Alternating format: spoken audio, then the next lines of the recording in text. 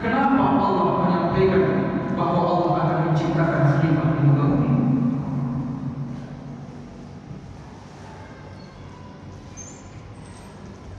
Kemudian wali'anna al-hayata khalqun. Argumen berikutnya bahwa kehidupan ini ada gunanya, bukan sebatas permainan saja. Allah juga yang sampaikan dalam firman-Nya, Alladzi khalaqal mauta wal hayat. Allah yang menciptakan mati dan hidup. Nah, kalaulah dunia tak ada guna, kalau dunia hanya sebatas permainan saja, kenapa Allah ciptakan?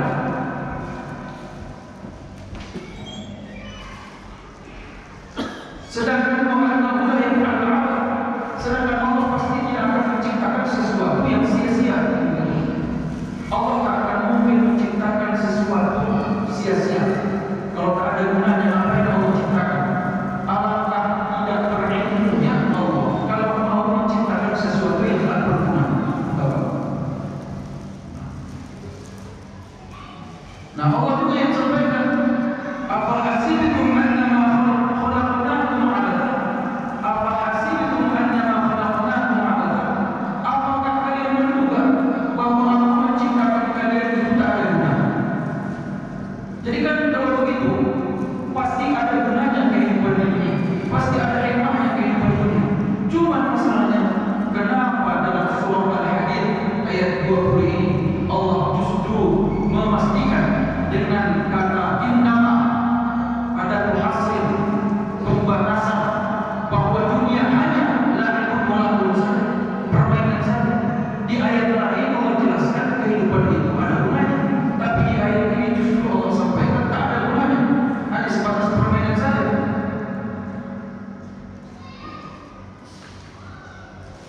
Ada lagi firman Allah yang menyampaikan bahwa kehidupan dunia itu merupakan nikmat. Wa ma khalaqna as-samaa'a wal arda wa ma bainahuma batila. Dan tidaklah kami ciptakan langit dan bumi dan isinya secara batil. Batil itu tak berfungsi, tak berguna, tak ada guna.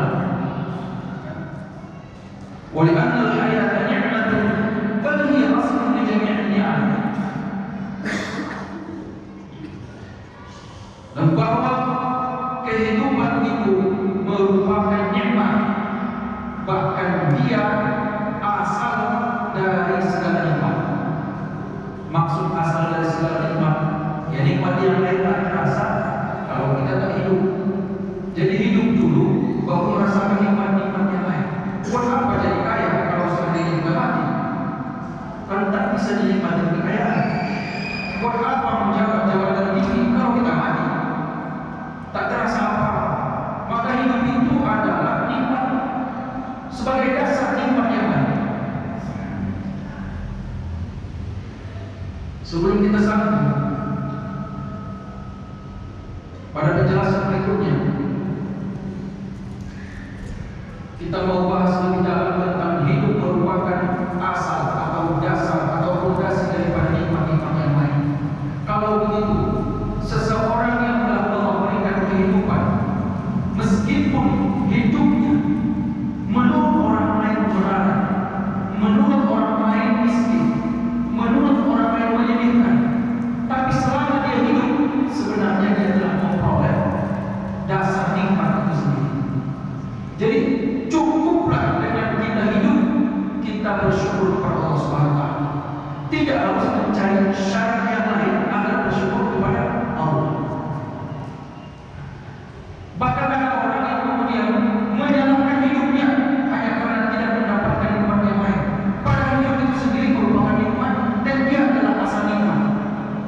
Karena ada orang yang menyalahkan hidupnya hanya karena tidak menggapai cita-citanya, menyalahkan hidupnya hanya karena membandingkan dia dengan yang lain. Dia lebih rendah dibanding kawan-kawannya.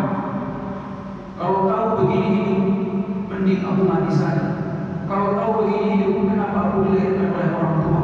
Aku seorang bapak yang maluku, sugai kampung dilahirkan di tua. Ulah seorang bapak yang maluku dan walna, aku bisa ulang pada dilahirkan di tua. Kalau begini yang hidup, apa yang aku dilahirkan sama orang tua? Dia salahkan hidupnya dan menyalahkan hidup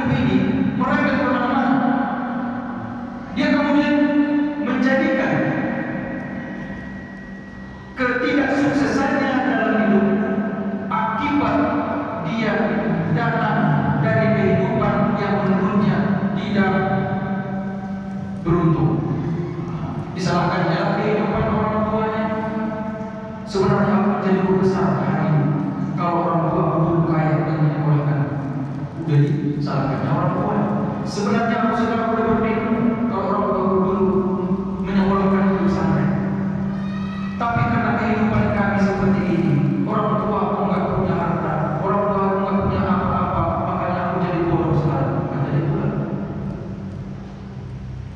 Ada orang yang benci kepada kedua orang tuanya karena dia lahir dari keluarga yang miskin, karena orang tuanya keluarga yang miskin, benci dia. Itu kan artinya dia menyalahkan hidup. Padahal kalau dia paham, hidup itu sendiri adalah nikmat utama sebelum nikmat-nikmat yang lain. Jadi kalau kita tak punya harta, nggak punya jabatan, nggak punya apa-apa, tapi kita hidup, itu sudah lebih dari cukup sebagai dasar untuk bersyukur kepada Allah Subhanahu wa Ta'ala. Tuhan, bagaimana aku bisa bersyukur? Kawanku yang dari sekolah dulu sekarang sudah kaya raya, aku gini-gini aja. Ya, kamu hidup udah lumayan tuh. Bukan lumayan lagi, itulah nikmat yang paling utama, dasar nikmat. Jadi akan menyebabkan pusing sendiri. Ya, kita akan pusing sendiri kalau mencari syarat-syarat yang lebih banyak untuk bersyukur kepada Allah Subhanahu wa Ta'ala. Ya, harus dapat rumah besar dulu, harus dapat mobil dulu, harus bisa menikahi orang yang kita suka misalnya, baru bersyukur. Itu terlalu besar syaratnya, terlalu panjang. Cukup dengan rasa mau minta hidup untuk bersyukur kepada Allah Subhanahu wa Ta'ala. Kalau kita banding-bandingkan hidup dengan yang lain, takkan selesai. Takkan selesai. Tahun ini aku kalah, tahun ini kau yang sukses, tahun depan aku harus menang. Begitu tahun depan kita menang, kita lebih kaya dibanding dia. Ada lagi setelahnya yang lebih kaya. Begitu seterusnya. Jadi boleh memotivasi kita untuk kemudian giat dalam bekerja, tapi jangan jadikan itu sebagai syarat untuk bersyukur kepada Allah Subhanahu wa Ta'ala. Sukses tak sukses dalam hidup, tercapai tak tercapai cita-cita dalam hidup, selama kita hidup, itulah sebab utama untuk bersyukur kepada Allah Subhanahu wa Ta'ala. Ternyata hidup itu maknanya sangat agung, sangat mulia, sangat besar nikmat kehidupan tersebut. Nah, itu dalam ayat-ayat yang lain. Tapi kemudian yang menjadi pertanyaan, kenapa justru di ayat ini Allah sampaikan hidup itu hanya sebatas permainan, seolah-olah tak ada gunanya, nggak tahu betul, hanya permainan yang sia-sia. Padahal kita sudah bahas hidup itu sangat penting, hidup itu adalah dasar nikmat. Kenapa di ayat ini menjelaskan seperti itu?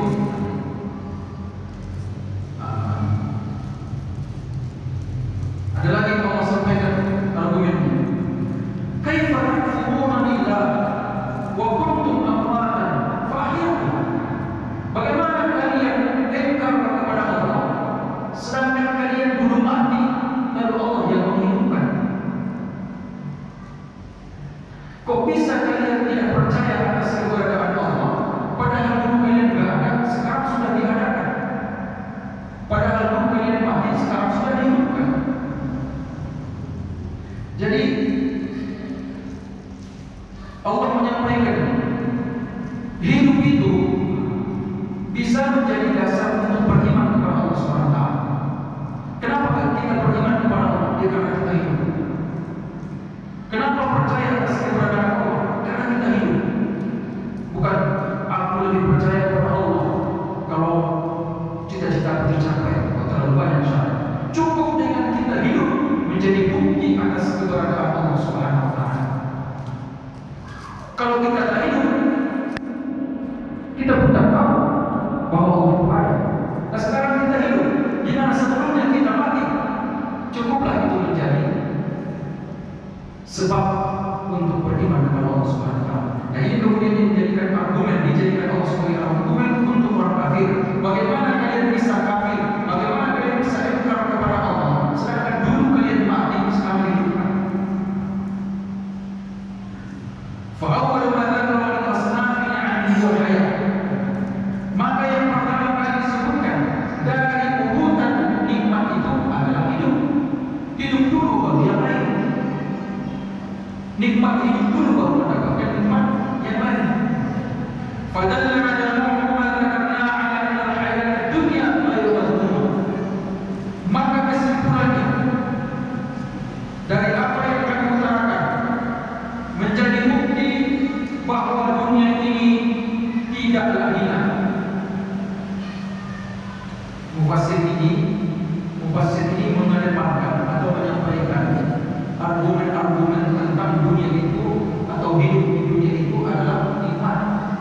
untuk menjadi bahan perdebatan atas ayat di surah Al-Hadid ini. Jadi cukuplah kesimpulannya kata mufassir bahwa hidup di dunia itu ghairul mamnun, bukanlah hal yang jelek, bukanlah hal yang hina. Kenapa? Kalau Allah jadikan hidup itu sebagai fondasi iman, Allah jadikan hidup itu sebagai dasar untuk mendapatkan nikmat yang lain. Jadi hidup itu sebenarnya bukan madmumah, bukan buruk. Nah, itu kata mufassir.